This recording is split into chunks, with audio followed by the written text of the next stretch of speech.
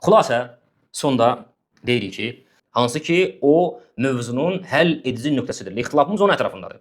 Bu yeni həmbəli nə edir? Əsas mövzunu saxlayır, qoyur qırağa. Bizim fayda üçün zikr etdiyimiz məsələnin üzərində dünyanı qaldırır ayağa. Ona görə də bu və digər amilləri nəzərə alaraq təkrarən deyirik ki, sən bizim heç bir əsas etirazlarımıza cavab vermədin. Sənə deyirik ki, sələfdən dəlil gətir. Sən Nəcməddin Tufi belə dedi. Səfərinni belə dedi. İbn Muflih belə dedi. Bizə bu lazım deyil. Biz səninlə ixtilafımız bu deyil. Çıxıb sələflər haqqında ittihamlar etməyə cəsarət tapdığın kimi bunlara da cavablandırmaqda özündə bir cəsarət tap, çıx elmi cavab ver. Çıx elmi cavab ver.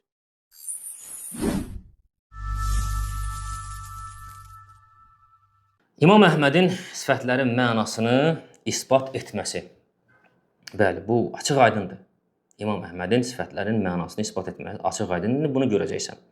İmam Əhməddən və onun əshabından sifətlərin mənalarının açıq olması, qapalı olmaması haqqında bir çox əsərlər varid olmuşdur. Lakin onların hamısını bu rəddiyəmizdə nəql etmək mümkün deyildir. Onların arasında ən asanını zikr etməklə, onların arasında ən əsasını zikr etməklə kifayətlənirəm. Və bildirim ki, həqiqətən də olduqca çox rivayətlər var. Özündən də yaxın, əshabından da ona ən yaxın əsrdə yaşayan. Hətta mən biraz çətinlik çəkdim ki, onlardan hansını zikr edim ki, daha tutarlı olsun. Və bu məndə hətta bir neçə gün vaxt apardı. Lakin nihayətində ən tutarlı rivayətlərdən birini seçdim. Və bu rivayət sizə deyim ki, çox tutarlı bir rivayətdir. Bu rivayəti qələmlə yazırsan bir vərəqin üzərinə, kimliyindən asılı olmayaraq, hansı yeni həmbəli, ümumiyyətlə sifətlərin mənası qapalıdır deyib, bunu İmam Əhmədə nisbət edərək kim yanıma gəlsə, bu rivayəti vərəqdə verirsən əlinə, deyirsən oxu. Başa düşən birisidirsə, o dönüb çıxıb getməlidir. Yəni, burada bunun başqa mənası yoxdur. Fikir verin. Bu rivayəti İbn Battah rahimehullah təala Əl-İbanətül Kubrada rivayət edib və biz bu rivayət haqqında da bu olduqca mühüm bir rivayətdir. Bu rivayət haqqında da 5-ci rəddiyəmizdə danışmışdıq. Bu rivayətdə elə məqamlar var ki, o məqamlar açıq-aydın şəkildə göstərir ki, İmam Əhməd sifətləri zahirlərində olan mənalara uyğun nə edib? İsbat edib. Sifətin zahirində məlum bir məna olduğunu qəbul edib və o mənaya uyğun sifəti isbat edib. Açıq-aydın da görəsiniz. 5-ci rəddiyəmizdə yeni həmbəlinin saxtakarlığını isbat etdiyimiz zaman o məqamlara çox dərin toxuna bilmədik videonun həcminin böyüməsinə görə. Lakin burada isə bu məsələyə toxunacaq, olduqca əlzəmdir, yəni olduqca vacibdir. Həmbəl ibn İshaq dedi, mən Əbu Abdullahı Əhməd ibn Həmbəli belə deyərkən eşitdim. Biz Allahı özünü necə vəsf edibsə, elə də vəsf edirik, onun özünü vəsf etdiyi sifətləri ilə ona ibadət edirik. Hər kəlamın üzərində dayanıb bəzi şeylər, mühüm şeylərə toxunacaq. Bir dənə buna fikir verin, qardaşlar. İmam Əhməd deyir ki, biz Allahı özünü necə vəsf edibsə, elə də vəsf edirik. Çox mühüm məqamdır bu. Baxın, bu kəlməni yeni həmbəllər də deyir, əşarilər də deyir, maturlar da deyir ki, biz Allah özünü nə ilə vəsf edibsə, deyirik ki, o ilə də Allahı vəsf edirik. Rəhman ərşə istiva etdi, biz də deyirik Rəhman ərşə istiva etdi. Allahın əli var, biz də deyirik ki, Allahın əli var. Allahı əllə vəsf edirik, vəsfləndiririk. Necə? Yeni həmbəllər də bunu deyirlər. Lakin sonra gəlir nə deyir? Deyir ki, əl Allahın sifətidir. Sonra nə deyir? Deyir ki, lakin mənası qapalıdır. Buradan artıq ziddiyyət baş verir. Sən necə deyirsən ki, əl Allahın sifətidir, sonra deyirsən ki, mənası qapalıdır. Axı, məgər sifət ərəb dilində məna ifadə edən bir məfhum, bir amil deyilmi? Sifət o deyilmi ki, sifət məna daşıdığı üçün sifətdir elə. Məna daşıdığı üçün sifətdir.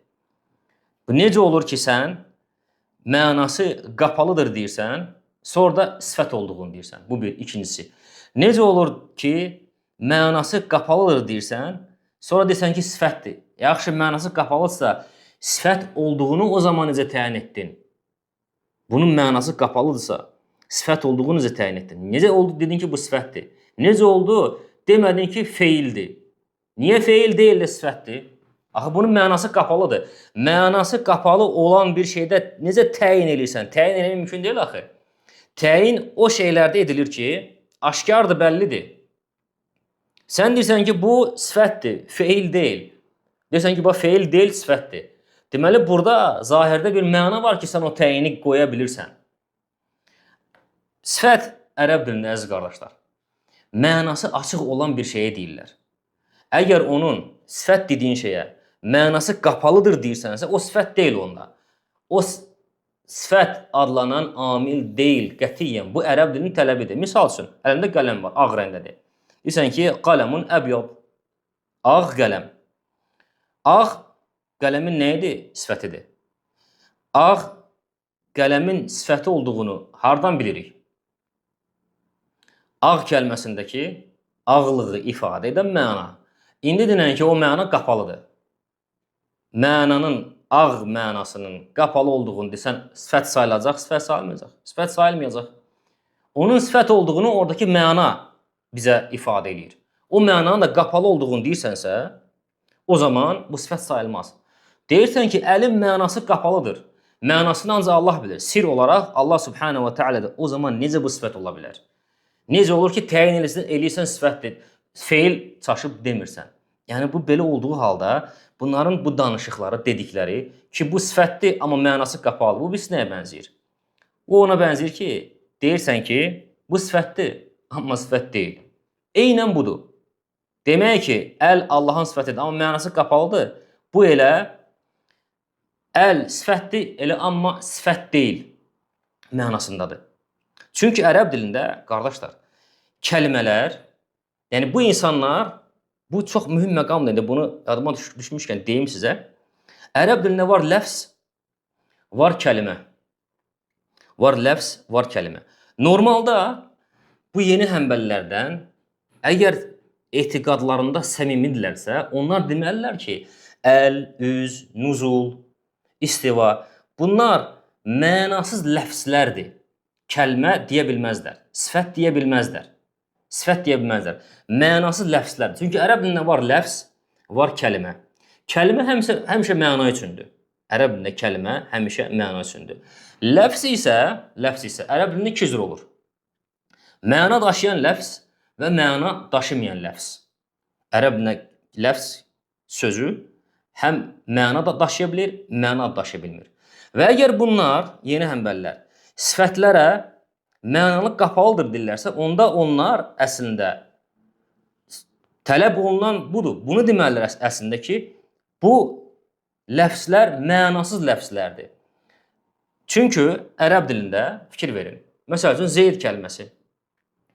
Zeyd kəlməsi ləfsdir. Mənalı ləfsdir, əlbəttə ki, mənalı ləfsdir. Kişi adını bildirən bir ləfsdir. Oradakı məna olduğuna görə, biz deyirik ki, bu mənalı ləfsdir. İndi Zeyd kəlməsini, hərflərini, yerini dəyişdirin. Zeyd yox, olsun deyiz. Bu ləfsdir. Ərəb qoyuluşludur, bəli, ərəb qoyuluşludur, çünki ərəb hərflərindir. Mənası var, xeyr, artıq mənası yoxdur. Mənası yoxdur. Və ləfs olduğuna görə deyirik mənası yoxdur. Çünki ləfs iki cür olur. Mənalı olur və mənasız olur. Əgər bunlara görə bu kəlmələrin mənası, bu sifətlərin mənası qapalıdırsa, o zaman bunlara nə deməlilər? Bu ifadələr, Quranda olan bu sifətlər, bunlar mənasız ləfslərdir.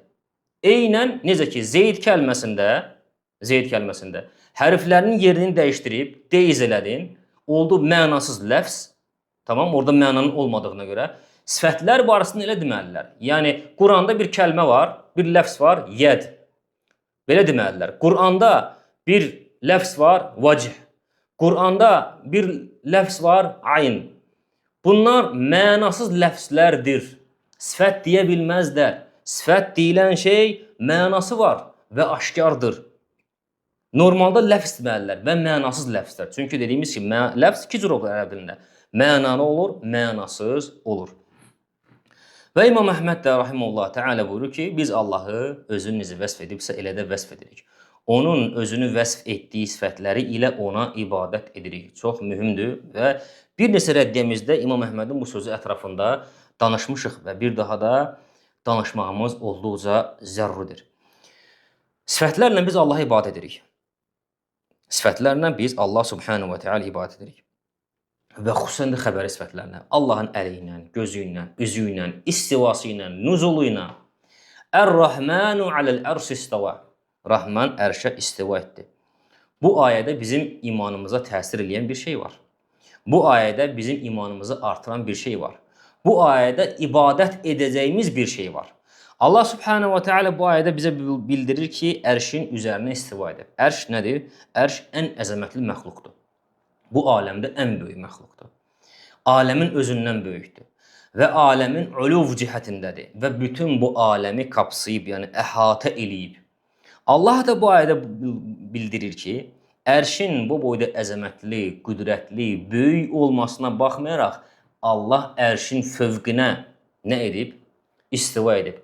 Bu bizə Allahın nə qədər hədsiz, hududsuz, əzəmətli, qüdrətli, böyük olduğunu göstərir. Və bu bizim imanımıza təsir edir. Və bu bizdəki Allaha qarşı olan əzəməti daha da böyüdür və bununla Allaha ibadət etmiş oluruq və bu elə ibadətin ən üstün nə idi? Məqamıdır. Buna biz nə ilə çatırıq? İstiva kəlməsinin mənasının zahir olmasını. Sən desən ki, istivanın mənası qapalıdır, o zaman necə sən Allaha ibadət etmiş olacaqsan? Desən ki, mən bu ayədən Ər-Rahmanu aləl-ərş istava, Rəhman ərşə istiva etdi, uca Allahın əzəmətini görəm, yalan deyirsən. Sənə uca Allahın əzəmətini göstərən oradakı istiva kəlməsinin mənasıdır. Sən onun mənasının qapalı olduğunu necə görə bilərsən? Yəni, əgər görürəm deyirsənsə, sən yalan danışsan və yaxud da ki, ümumiyyətlə nə danışdığı bilmirsən. Sonra İmam Əhməd buyurur ki, o sifətlərini icmalı şəkildə bəyan etmişdir, yəni Allah. Biz Qur'andan və hədisdən kənara çıxmırıq. Allah necə buyurubsa elə deyirik. Özünü necə vəsf edibsə elə vəsf edirik. Və bundan o tərəfə keçmirik. Biz Qurana bütövlüklə həm möhkəm və həm də mütəşabih ayələri ilə iman gətiririk. Kiminsə çirkin görməsi və pis təəssürat yaratması səbəbilə onun sifətlərindən heç birini ondan uzaqlaşdırmırıq. Bu ifadəni götür yaz bir yerə. Bax, bu dəqiqə qələmlə ağ bir vərəqdə not al bir böyrə, qoy qalsın böyründə, gör səni nə deyirəm. Bir də oxuyuram. İmam Əhməd deyir. Kiminsə çirkin görməsi və ya pis təəssürat yaratması səbəbilə Allahın sifətlərindən heç birini ondan uzaqlaşdırmırıq, ondan nəfi etmirik, ondan izal etmirik. Nə demək istəyir burada? İcmalı toxunaq. Sonra bu kəlmənin altında nə qədər gözəl sirlər dayanır, görəcəksiniz. Yəni İmam Əhməd burada demək istəyir ki, kitabda, sünnətdə nə kimi sifətlər gəlib, biz onların hamısına iman edirik. Nə cür gəlib, o cürdə isbat edəcəyik. Nə cür gəlib, o cürdə götürəcəyik. Biz o sifətləri isbat etdiyimizə görə kim bizi çirkin ittihamlarla ittiham edir, etsin.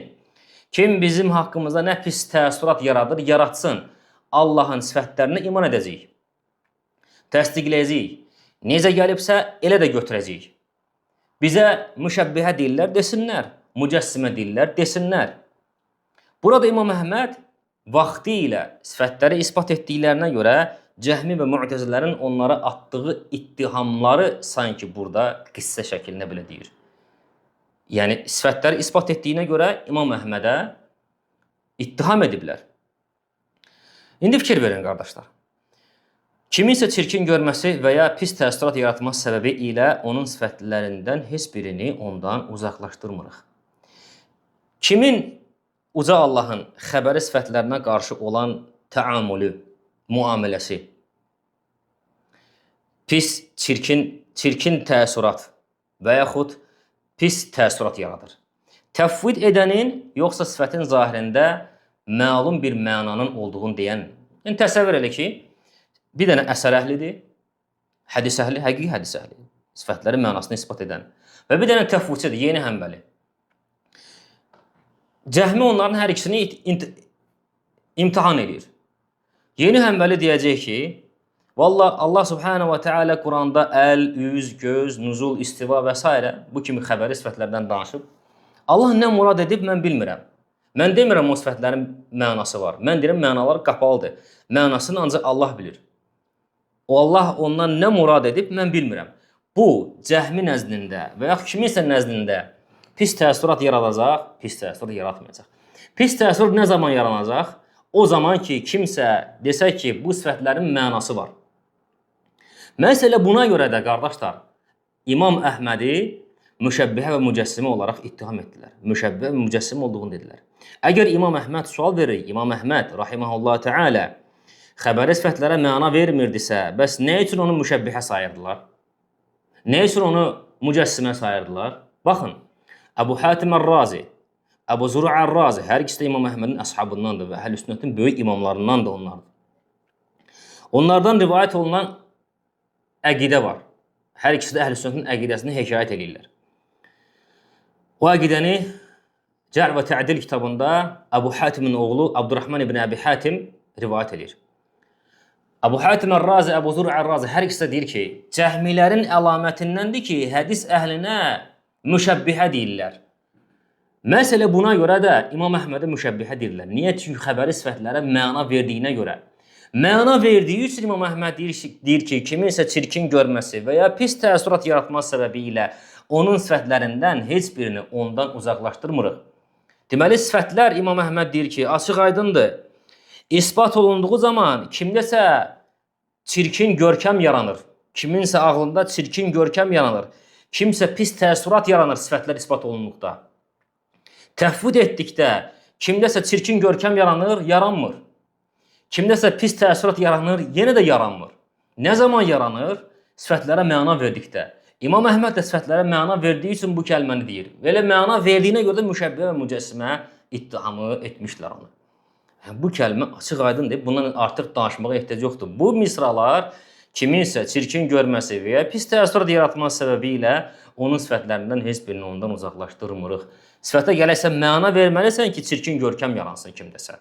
Pis təəssürat yaransın. Necə ki, İmam Əhməd isbat etdikdə kimlərdəsə, cəhmilərdə çirkin görkəm yaranırdı və ona görə də nə edirdilər? Onu müşəbbihə və mücəssimədə ittiham edirdilər. Əgər İmam Əhməd xəbəri sifətlərə məna vermirsə, niyə onu müşəbbihə deyirdilər? Niyə onu mücəssimə deyirdilər? Allahın özünü, davam edirik. Allahın özünü vəsf etdiyi kəlam, nazil olması, qiyamət günü bəndəsi ilə xəlvətdə olub, onu başqalarından gizlədib, sitirlə örtdüyü, sitrə alması kimi sifətləri ondan uzaqlaşdırmırıq. Bütün bunlar Allahın axirətdə görüləcəyinə dəlildir. Ən açıqlayıcı və ən mühüm məqam həmin bu rivayətdən. Hansı ki, açıq, aydın, bariz şəkildə göstərir ki, İmam Əhməd sifətlərin mənalarında, sifətlərin zahirlərində açıq bir mənanın olduğunu deyir. Fikir verin. İmam Əhməd burada bir neçə dənə Allahın özəlliyini, sifətini, sahib olduğu özəlliklərdən, sifətlərindən danışır. Deyir ki, Allahın danışması, nazil olması, qiyamət günü bəndəsi ilə xəlvətdə qalıb, o ilə danışıb onu imtihan etməsi. Bunlar bir dəlildir ki, Allah Subhanahu wa Taala qiyamət günü görüləcək. Bu üç dənə şey, Allahın danışması, qulunu xəlvətə alması və Allahın nazil olması qiyamət günü, bunlar yeni həmbəllərə görə mənası qapalıdır. Elə onların arasında ən birincisi məsəl üçün. İkincisi daha doğrusu, uca Allahın nazil olması. Nuzul yeni həmbəllərə görə nədir? Mənası qapalıdır. Peyğəmbər nə murad edib bilinmir. Belə də deyirlər. Deyirlər ki, bizə görə nuzulun mənası qapalıdır. İmam Əhməd deyir ki, Allahın nazil olması, diqqətlə qulaq as, deyir ki, Allahın nazil olması dəlildir ki, Allah qiyamət günü görüləcək. İndi biz sənə sual veririk. Buna cavab verin. 5-ci rəddiyədə dediyi cavab vermədin, üstündən keçdin. Heç məsələyə toxunmadın da belə. Sanki heç belə bir şey zikr etməmişdik biz. İmam Əhməd deyir ki, Allahın nazil olması dəlildir ki, Allah Subhanahu wa Taala qiyamət günü görüləcək. Bəs deyirdiniz, nuzulun mənası qapalıdır, bilinmir. Peyğəmbər nə murad edib bilinmir. İmam Əhməd deyir ki, nazil olması dəlildir ki, Allah görüləcək. İmam Əhməd deyil nuzulu isbat etmək. Nuzulun gərəyi var ha, lazımı. Onu belə isbat edir. Çünki nazil olan görüləcək. Ona görə deyir ki, nazil olması dəlildir ki, Allah görüləcək. Mənası qapalı olan bir şeyi nəyəsə dəlil gətirmək olarmı? İmam Əhməd nazil olmağı dəlil gətirir ki, Allah görüləcək. Dəlil gətirilən şey nə olmalıdır? Açıq olmalıdır ki, bəlli, məlum olmalıdır ki, Nəyə dəlil gətirsənsə, dəlil kimi yararlı olsun. Mənası bağlı olan, bilinməyən, qapalı olan, mənasından danışması icazə olmayan bir şeylə necə demək olar ki, nazil olma, Allahın nazil olması dəlildir ki, qiyamət günü Allah subhanahu wa ta'ala görüləcək. Cavab ver buna. Bu açıq aydın şəkildədir. Saxtakarlığı isbat etdiyimiz dərsdə buna toxunduq. Etiraz olaraq irəli sürdük. Bu məsələdən danışmadın. Bu açıq aydın şəkildə İmam Əhmədin sifətlərin zahirində bir mənanın olduğunu göstərir. İmam Əhməd açıq aydın şəkildə deyir ki, nuzulun mənası açıqdır. Ona görə deyir ki, Allahın nazil olması dəlildir ki, Allah görüləcək. Necə bəs mənası qapalıdır ki, onu nəyəsə dəlil gətirir. Sonra buyurur, bu mövzuda sifətlərə bir hədd qoymaq bidətdir. Yəni, sifətlərin müəyyən bir ölçüsünü demək bidətdir. Əsas olan Allahın hökmünə təslim olmaqdır. Allah danışandır, biləndir, bağışlayandır, qeybi və aşkarı biləndir, bütün qeybi agahdır. Bunlar Allahın özünü vəsf etdiyi sifətləridir. Nə inkar edilər, nə də rədd olunar. Sonra bəzi ayələr qeyd edir İmam Əhməd rahimehullah təala. Allah ondan başqa ibadətə layiq məbud yoxdur, diridir, qayyumdur. Başqa bir ayələr zikr edir. O məlikdir, pakdır, salamdır, əmin amanlıqdır, əmin amanlıq verəndir, qoruyandır, qüdrətlidir, cabbardır, ucadır. Həşr 23. Sonra buyurur ki, bunlar Allahın adları və sifətləridir. O ərşin üzərindədir, müəyyən bir forma və hədd olmadan. Deyir ki, Allah ərşin üzərindədir, müəyyən bir həddə və müəyyən bir formada yox amma. Ona görə biz dedik ki, İmam Əhmədin sözünə əsasən, uca Allah ərşin fövqündədir, amma ərşin fövqündə nə cürdür? O ərşin üzərində olmasına bir hədd, bir forma vermirik. Qəti şəkildə bir hədd, bir forma vermirik. Bu ayəni qeyd edir. Sonra ərşin üzərinə istiva etdi. Allah buyurub ki, sonra ərşin üzərinə istiva etdi. İmam Əhməd deyir ki, necə istədi, elə də oldu. İstək də, qüdrət də ona məxsusdur. Çox mühüm məqamdır. İmam Əhməd rahimehullah təala burada uca Allahın ərşin fövqünə istiva etməsini onun istəyinə, məşiyyətinə bağlayır, iradəsinə bağlayır. Bu da biraz öncə dediyim kimi yeni həmbəllərin, əşarilərin, maturidilərin ən çox qorxub qaçdığı məqamlardan biridir. Onlar deyirlər ki, Allah öz istəyi ilə, ixtiyarı ilə nə etmir? Feil etmir. İmam Əhməd isə deyir ki, ayəni gətirir, sonra ərşin üzərinə istiva etdi. Əraf 54. Necə istədisə elə də oldu. Necə istədisə, yəni istədi, necə istədisə elə oldu. Yəni istiva etdi, istək də, qüdrət də ona məxsusdur. Deməli, istiva İmam Əhmədin sözünə əsasən Allah subhanahu ta'ala'nın məşiyyətinə, istəyinə bağlıdır. Onun bənzəri heç bir şey yoxdur. Şura surası 11-ci ayəni gətirir. Allah özünü necə vəsf edibsə elədir. Eşidəndir, görəndir, hədsiz və miqdar olmadan. Sonra Həmbəl dedi, mən Əbu Abdullahdan soruşdum. Bəs müşəbbihə, Allahı məxluqata oxşadanlar, bənzədənlər. Onlar nə deyirlər? İmam Əhməd deyir ki, onlar Allahın görməsi mənim görməm kimidir, əli mənim əlim kimidir, qədəmim mənim qədəmim kimidir deyirlər. Belə deyənlər Allahı məxluqata bənzətmiş olurlar. Bu isə çox pis bir sözdür. Mən bu mövzuda bu cür danışmağı sevmirəm. Allahın adları və sifətləri məxluq deyil. Azğınlıq, tərəddüddən və şübhədən Allaha sığınırıq. Şübhəsiz ki, o hər şeyə qadirdir. Rivayət açıqdır. Rivayət bütün təvhid inancı batil edir. Yeni həmbəllərin İmam Əhmədə sifətlərin mənalarının qapalı olduğunu nisbət etmələrinin batil edir və göstərir ki, onlar bu iddialarında yalancıdırlar. Yalandan deyirlər ki, İmam Əhməd sifətlərin mənalarının qapalı olduğunu deyib. İmam Əhmədin sifətləri zahiri mənaları üzrə isbat etməsini onun məzhəbinin ən xas imamları belə şahidlik edir. Açırıq Əbu Bakr Əl-Xəllalin rəvayəti ilə İmam Əhmədin Əqidəsi adlı kitabı, səhifə 103-104. Bu kitabın müəllifi Əbul Fadıl Ət-Təmimidir. Deyilənə görə bu kitabda İmam Əhməd adına rivayət olunan əqidəvi məsələləri müəllifi Əbul Fadıl Ət-Təmimi Əbu Bakr Əl-Xəllaldən rivayət edir. Belə deyirlər. Həmin bu kitabda 104-cü səhifələrdə kitabın həzmi çox balacadır. Əgər orada təliqat, təhqiqat olsa, uzağı 130 vərəq ola bilər. Həmin bu kitabın məndəki mətbuatla 103-104-cü səhifələrdə Əbu Bakr Əl-Xəllal deyir ki, diqqətlə qulaq asın. İmam Əhməd İbn Həmbəlin məzhəbi budur ki, Allahın üzü vardır, lakin bu yaradılmış varlıqların üzünə və cisimlərə bənzəməz. Allah öz üzünü Quranda belə vəsf etmişdir. Hər şey yox olacaq, yalnız onun üzü qalacaq. Qəsas surəsi 88.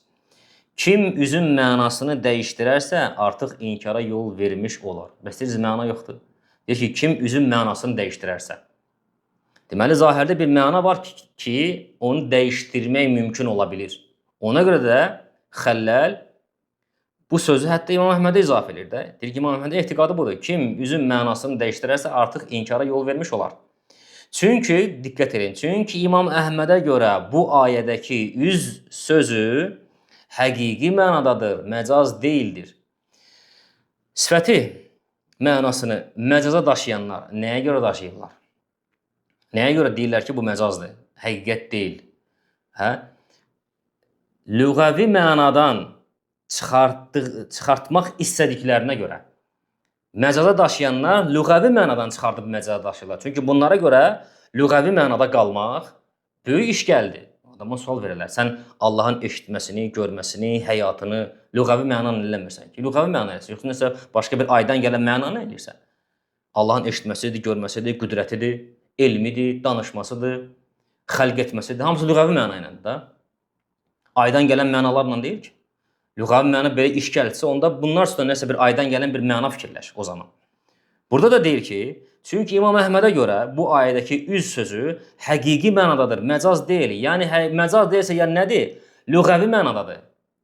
İbn Məndənin sözünü saptırdığın kimi, burada da bu sözü saptıra bilməyəcəksən. Çünki əgər məcaz deyilsə, bu lüğəvi mənadır. Çünki məcaza daşıyanlar lüğəvi mənadan çıxartmaq üçün daşıyırlar. Çünki İmam Əhmədə görə bu ayədəki üz sözü həqiqi mənadadır, məcaz deyildir. Allahın üzü qalıcıdır, yox olmaz. Bu onun bir sifətidir və heç vaxt fani olmaz. Kim Allahın üzü elə onun zatının özüdür desə, inkara yol vermiş olar və doğru yoldan çıxmış olar. Kim üzün mənasını dəyişdirsə, kafir olar. Diqqət edin, kim üzün mənasını dəyişdirsə, kafir olar. İmam Əhmədə görə üz sözünün mənası cisim, şəkil və bədən üzvü demək deyildir. Deməli, üz, cisim, şəkil və bədən üzvü olması kimə nisbətdədir? İnsana. Allahın da üzü bu cürdür demək, Allahın üzünə keyfiyyət verməkdir. İmam Əhməd də deyir ki, kim onun mənasını dəyişdirərsə, kafir olar. Deməli, üzün bir mənası var. Zahirdə bir mənası var ki, onu dəyişdirmək mümkün olsun. Ona görə deyir ki, kim onun mənasını dəyişdirsə, kafir olar. Və deyir ki, İmam Əhmədə görə üzün mənası cisim, şəkil və ya bədən üzvü deyil. Yəni, Allahın üzü var. İnsan üzvü kimi deyil. Sonra buyurur ki, kim Allahın üzünü bu cür başa düşsə, yəni insan üzvü kimi başa düşsə, bidət etmiş olar. Təbii ki, bugün bu cür başa düşən də nədir? Kərramilərdir.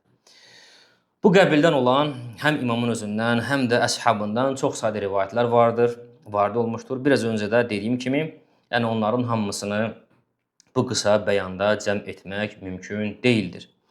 Və sonda Şeyxülislam İbn Teymiyyə rahimehullah təalənin bu mövzu ilə əlaqəli sözünü oxumaq istəyirəm. Bəzilərinizdə yəni belə bir sual yarana bilər ki, əgər İbn Teymiyyənin sözü mövzu ilə əlaqəlidirsə, bunu axıra niyə saxladın? Niyə sonda deyirsən? Bunun cavabı belədir.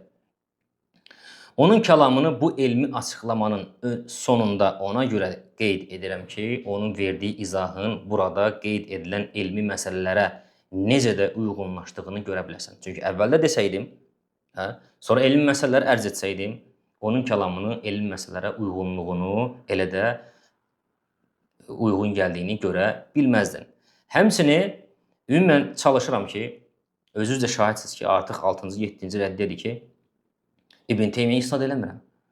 Əsaslı şəkildə isnad eləmirəm. Çünki bunlar deyirlər ki, bizdə İbn Teymiyyədən başqa heç kəs yoxdur. Biz də burada göstərək ki, nəinki İbn Teymiyyə, heç İbn Teymiyyə hələ heç müracaat eləməyə ehtiyac belə yoxdur hələ. Hələ İbn Teymiyyə var. Biz hələ ki, hicrətin 3-cü əsrindən bu tərəfə hələ keçmirik. Nə qədər nəqillər gətiririksə, hicrətin 3-cü əsri, 4-cü əsri, İbn Teymiyənin əsrinə heç hələ gəlib çatmırıq. Həm uyğunluğunu görəsən deyə, həm də ki, yəni bu əsaslı şəkildə İbn Teymiyənin sözünü isnad eləmirik ki, çünki deməsinlər ki, bizdə İbn Teymiyədən başqa heç kəs yoxdur. İbn Teymiyyə rahimehullah təala buyurur ki, diqqətlə qulaq as. İmam Əhmədin Həmbəlin rivayətində dediyi sözü, sifətlərin nə keyfiyyəti var, nə mənası, Sünnəyə müntəsib bəzi kəslər elə zənn etmişlər ki, İmam Əhməd bununla biz bu sifətlərin mənasını ümumiyyətlə bilmirik demək istəyib. Halbuki İmam Əhmədin başqa yerlərdəki sözləri buna tam ziddir və açıq-aşkardır. O sadəcə cəhbiyyə və onlara bənzər firqələrin təvillərini inkar edirdi bu sözü ilə. Çünki onlar, cəhmilər, Qurani Kərimi Allahın və Rasulunun murad etmədiyi mənalara yozurdular. Allahın murad etmədiyi, Rasulun murad etmədiyi mənalar onlarla deyil, başqa mənalarla yozurdular. Hətta İmam Əhməd rahimehullah təala Zındıqlara və Cəhmilərə Rədd adlı kitabı yazmış və onların Qurandakı mütəşabih ayələri səhv şəkildə izah etmələrini rədd etmişdir. O, Qurana Allahın və Rasulunun muradından başqa məna verməyi qəti şəkildə inkar edirdi bu sözü ilə. Çünki cəhmilər ayələri təvil edərkən bu ayənin mənası budur, təvili budur, təfsiri budur deyirdilər. Digər tərəfdən isə keyfiyyət verənlər vardı sifətə. Sifətlərin keyfiyyətini bildiklərini iddia edənlər var idi. İmam Əhməd hər iki yolu rədd etmişdir bu kəlamı ilə. Sifətlərin necə olduğunu bildiyini iddia edənlərin yolunu, ayələrin mənasını təhrif edib, bu ayənin mənası, bu sifətin mənası budur deyən təhrifçilərin yolunu.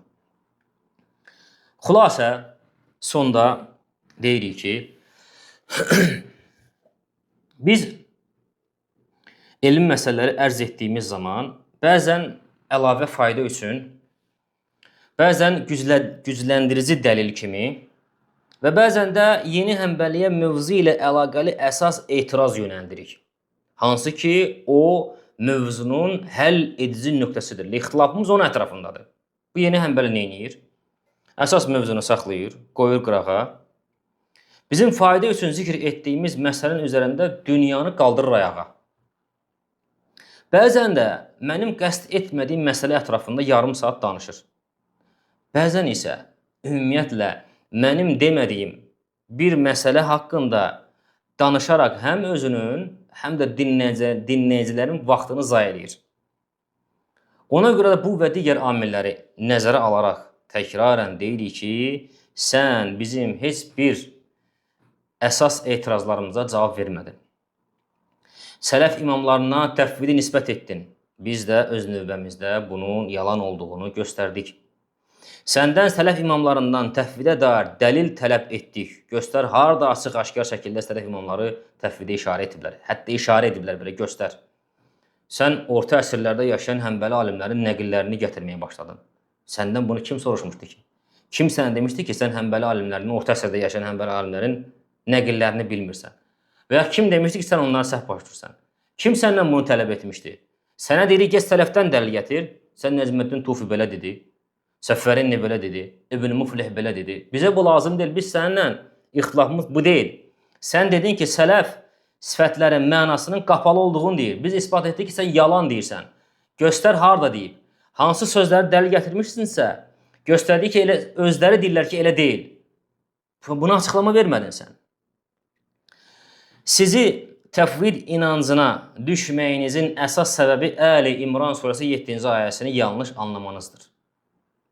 Ayə ilə əlaqəli nə qədər iddialar irəli sürdük, heç birinə cavab vermədi.